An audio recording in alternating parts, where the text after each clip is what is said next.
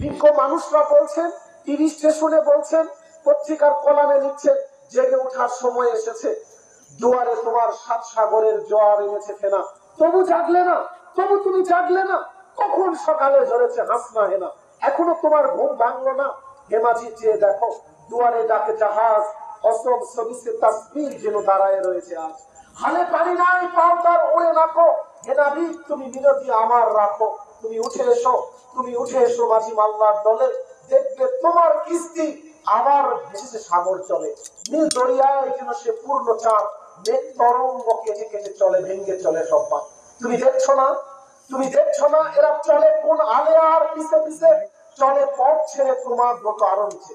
তুমি উঠে এসো, তুমি উঠে এসো, তোমার জাহাজ কি হয়েছে বাঞ্চাল, মেঘ কি তোমার সেতারা করে আড়াল, তাই কি অচল জাহাজের ভাঙ্গা হাল, তাই কি কাঁপছে সমুদ্র কোথাও, বাতাস কাঁপানো তোমার কাঁপাপাল।